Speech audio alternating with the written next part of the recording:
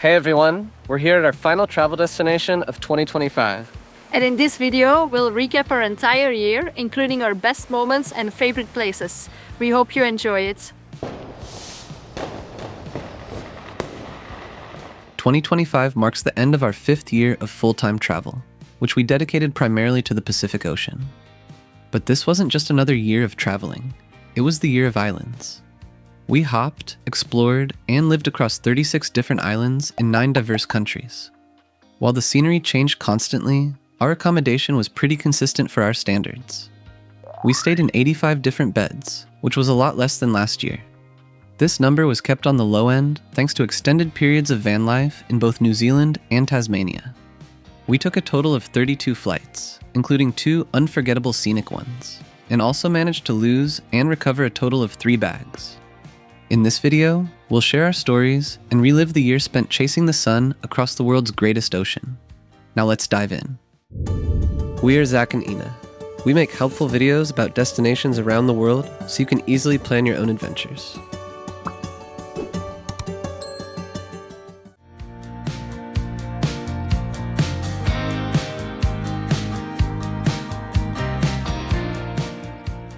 After reconnecting with friends and family in Belgium, we flew to our first country of the year, Singapore. This trip started as a strategic stopover on our way to the Pacific, but quickly blossomed into a fantastic week when Ina's mom and sister joined us. We immersed ourselves in the vibrant island city-state, covering its top highlights. From taking a bike tour through historic areas, to having rooftop drinks with skyline views, strolling through the botanic gardens, and seeing the stunning indoor waterfall at Jewel Changi Airport. Our favorite attraction was the Gardens by the Bay, celebrated for its futuristic architecture and impressive conservatories. The city's organization, modern vibe, and cleanliness were striking, setting it apart from the Asia experiences that we had in previous travel years.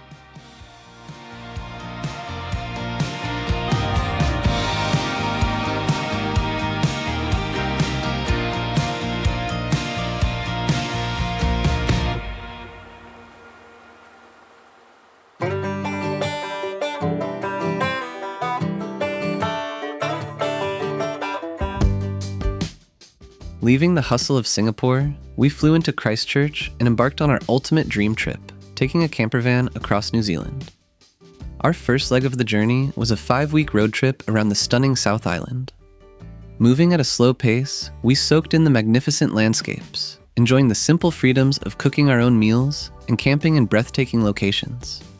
We ticked off highlights along the way, such as Aoraki Mount Cook, Queenstown, Milford Sound, and Abel Tasman, but equally treasured the quieter gems like the Marlborough wine region, Arthur's Pass, and Akaroa.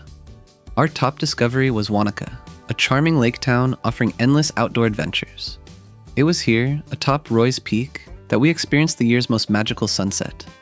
By hiking in the late afternoon, we avoided the sunrise crowds, claiming the summit and the spectacular colors all to ourselves before descending under thousands of stars.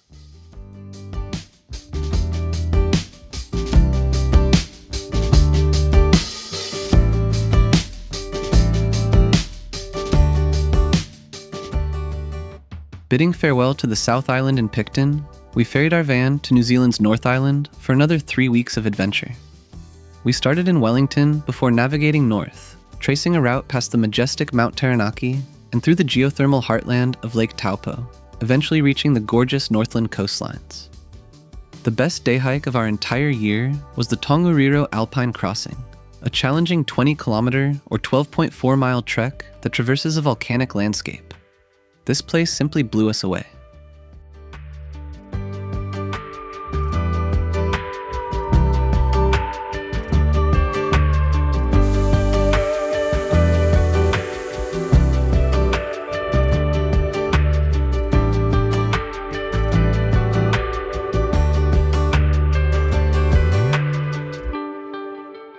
Just a short drive north, Rotorua became another favorite, combining unique geothermal activity, rich Maori culture, and pure adrenaline. This was also the place where we tackled our most thrilling experience of the year, whitewater rafting on the Kaituna River. This rushing river includes the Tutea Falls, known as the highest commercially rafted waterfall in the world.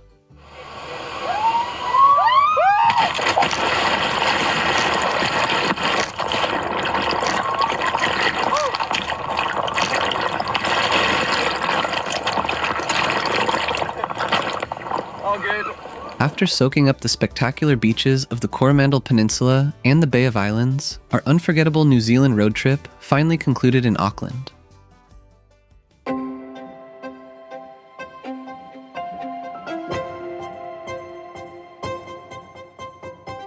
Our flight from Auckland took us to Tasmania, Australia's rugged island state, where we rented yet another camper van. By now, the novelty of tight spaces was fading, and the onset of fall brought shorter and colder days. Our 2-week road trip became a battle against nature, enduring fierce winds and heavy rains. Despite this crazy weather, we embraced the remote beauty, hitting major highlights like the Bay of Fires, Wineglass Bay, Maria Island, Cradle Mountain, and Bruny Island. Next, we flew to the mainland, beginning with 10 days around Adelaide. Beyond taking in the city and swimming with dolphins, a spontaneous road trip gave us a genuine taste of the Australian outback in the unique Flinders Ranges.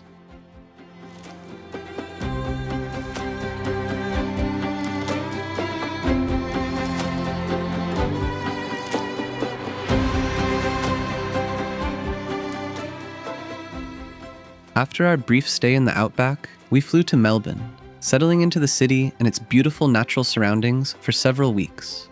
This city became our favorite of the year, celebrated for its cozy waterfront, thriving art scene, and relaxed atmosphere.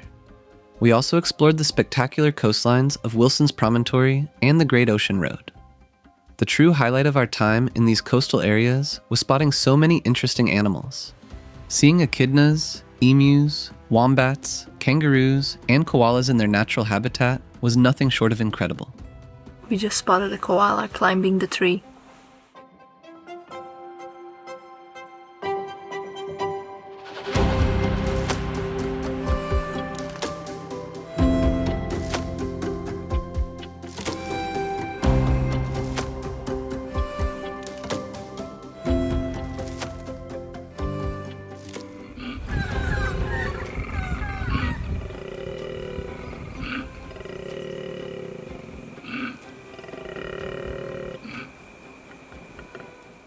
In May, we flew to Sydney, where we spent a couple weeks balancing time between editing our YouTube videos and traveling around the area. Despite rainy weather, we managed a day trip to the picturesque Blue Mountains and celebrated my birthday with some lawn bowling back in the city. Transitioning to the north, we briefly relaxed in the surf town of Byron Bay before starting a 3.5-week road trip from Brisbane up the Queensland coast, all the way to Cairns. This section ended up being the undisputed highlight of our 3 months in Australia. Reclaiming the freedom of the open road, we discovered incredible beach destinations, including the cute town of Noosa, the secluded Capricorn Coast, and Cape Hillsborough National Park, where we were lucky to catch a live Xavier Rudd concert right on the beach. Island hopping was a major theme during this road trip, with the Whitsundays being our favorite. We cruised around the islands on a 3-day sailing tour, and admittedly felt a little out of place among mostly younger backpackers. Whitehaven Beach was the most spectacular place in the archipelago. In fact, this was the most beautiful and largest beach we visited all year. It was so pretty from the ground level that we had to see it from the air during a scenic flight as well.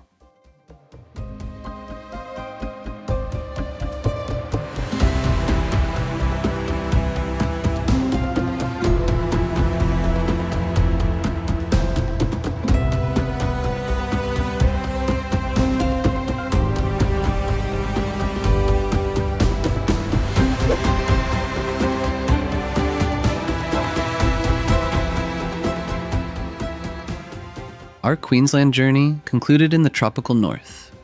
Here, we experienced the magic of sleeping in the Daintree rainforest, the oldest in the world. There were 3 unique animals in this area that were also a joy to witness: the cassowary, the tree kangaroo, and the platypus. We wrapped up our trip in the famous coastal city of Cairns, where we took time to reminisce about our amazing 3 months around Australia.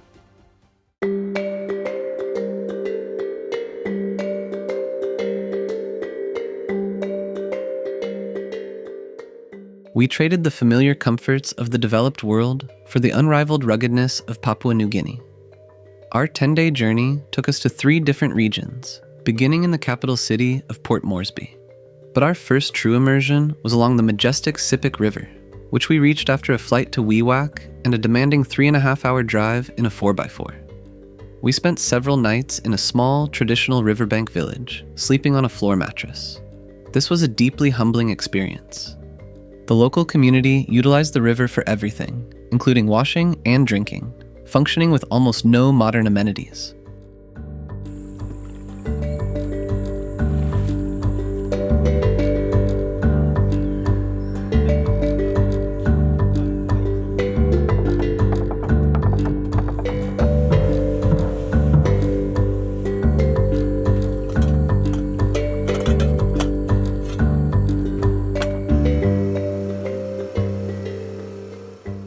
We concluded our PNG adventure at Kokopo, which is located on the island of New Britain. The communities were slightly more accustomed to having visitors here, and this was evident in the activities available. Our time was packed, doing everything from swimming alongside dolphins to hiking the active slopes of Mount Tawurwur and visiting an authentic Tolai village. We learned all about their unique shell money currency, which they still use in some cases today. This is called Tabu, and it's our second currency. You can purchase flax, mobile top-up, vegetable, and we also can buy peanut from the market. You can change this one for 3 kina. Yeah, this long. 3 kina, 5 kina, or 4 kina. If you do it nicely like this, it's 5 kina. So it depends on like the quality of the string. Of the string.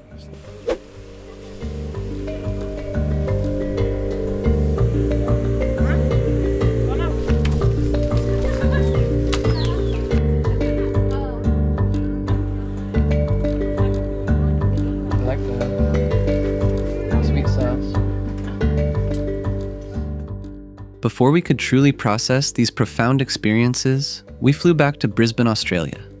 The subsequent week was spent catching up with some video editing, getting our bearings, and slowly re-exploring the familiar city streets. Next, we took a flight to Fiji, beginning with a brief stay in the city of Nadi on Viti Levu.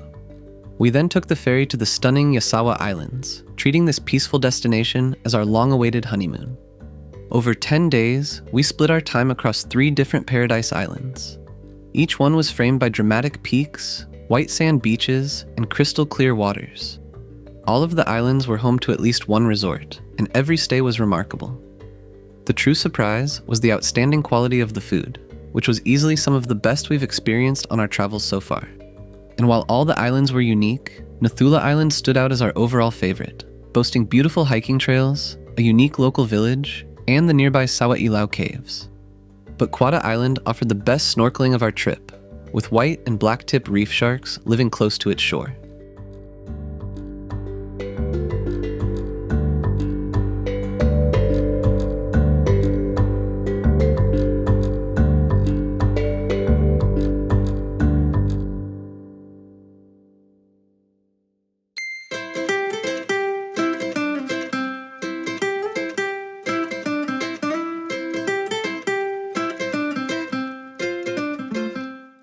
At the end of July, we flew directly from Fiji to Tahiti, in French Polynesia, gaining a full day as we crossed the international dateline. We first explored Tahiti, followed by the lesser-known island of Huahine, where we frequently spotted humpback whales right in front of our seaside rental home. The world-famous Bora Bora was next. We spent a week exploring the main island by scooter, swimming with manta rays off the shore, and jet skiing the iconic lagoon. The fireworks finale to our Bora Bora trip was spending 2 days in an overwater bungalow on a surrounding motu. Thanks to a free honeymoon upgrade, our bungalow featured a private pool and some epic views of Mount Otemanu. It was the most romantic time of the year.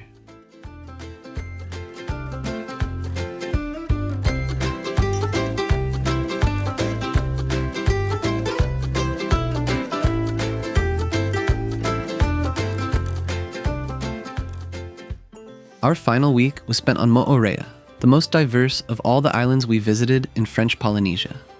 Time here was filled with incredible hikes to viewpoints and waterfalls, as well as lots of beach relaxation.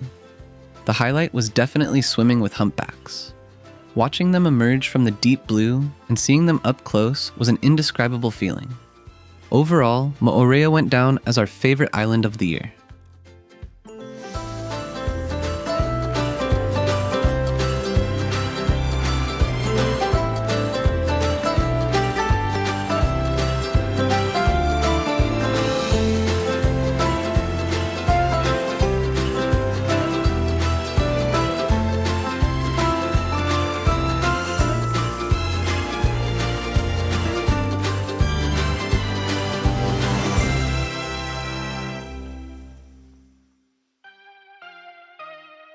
Towards the end of August, we crossed the ocean back to the US, flying from Tahiti to San Francisco.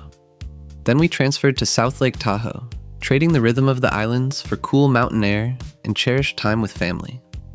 In September, we spent 3 weeks exploring South Korea, while mostly enduring hot, humid weather.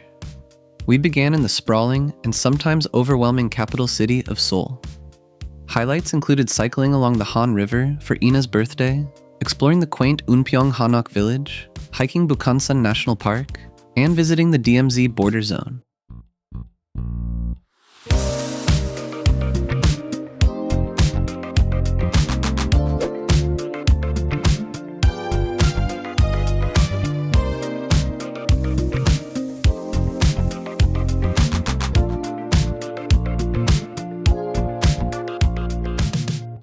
Next, we took a bus to Suraksan National Park, which turned out to be our favorite place in all of South Korea.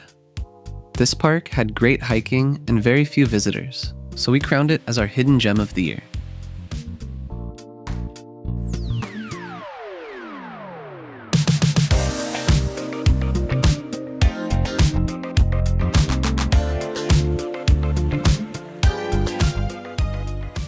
For the end of our South Korea trip, we visited the volcanic Jeju Island, the coastal metropolis of Busan, and Gyeongju, known for its royal tombs and temples.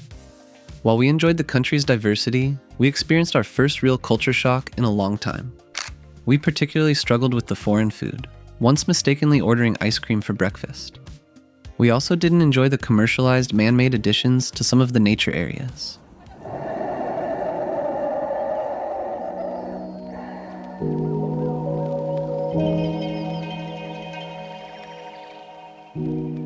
From Busan, we flew directly to Tokyo, kicking off our 6-week journey across Japan. After a week, we reunited with Ina's mom and sister for a 3-week trip around the main island, navigating by bus and train. Highlights included hiking along the Nakasendo Trail, exploring the mountain city of Takayama, and visiting the fairy tale village of Shirakawa-go. This little village will always have a place in our hearts, thanks to its cute traditional buildings and homey atmosphere. The remote Kamakochi Valley was also a place we'll always remember, especially the moment when we spotted wild snow monkeys playing around the river.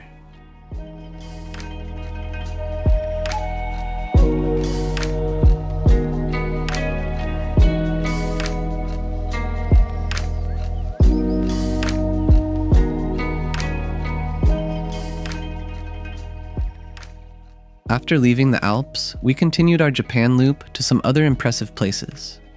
We enjoyed the cities of Kanazawa, Himeji, Kyoto, and Hiroshima.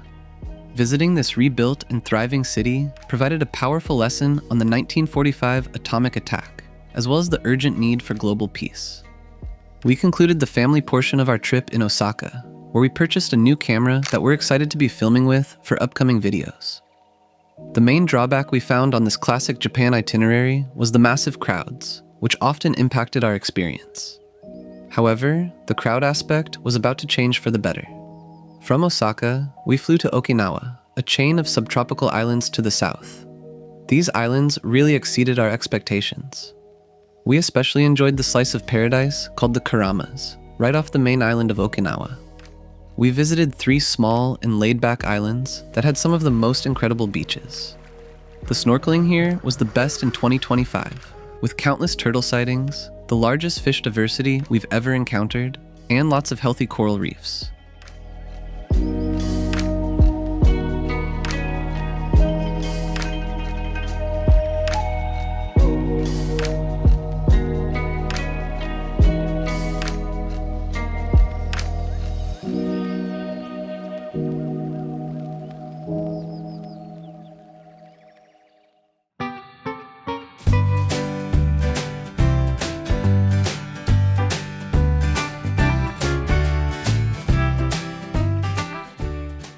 We took a more relaxed approach to the year's end, spending over 5 weeks across just 2 Hawaiian islands.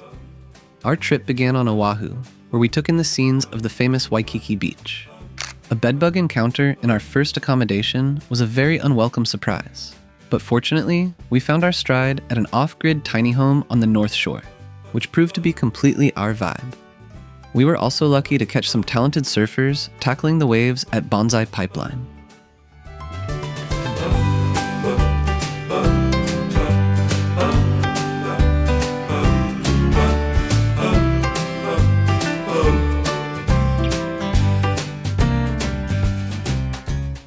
After Oahu, we flew to Maui and stayed there for 3.5 weeks.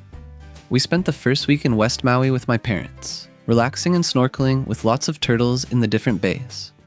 This was followed by a week in Hana with some of our best friends, and then some time for just the two of us. Maui wins the year's Most Comfortable Destination award, since it really felt like a home away from home for us. With smooth roads, clear signage, and every modern convenience, it offered an easygoing island experience.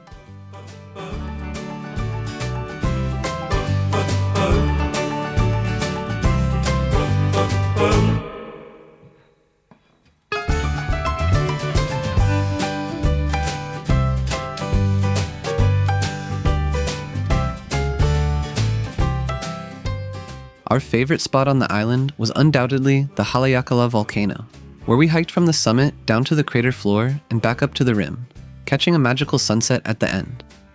We concluded our Maui stay by taking a boat tour, where we observed humpbacks under the sunset glow. It was the perfect ending to 2025, seeing these gentle giants take flight right in front of us.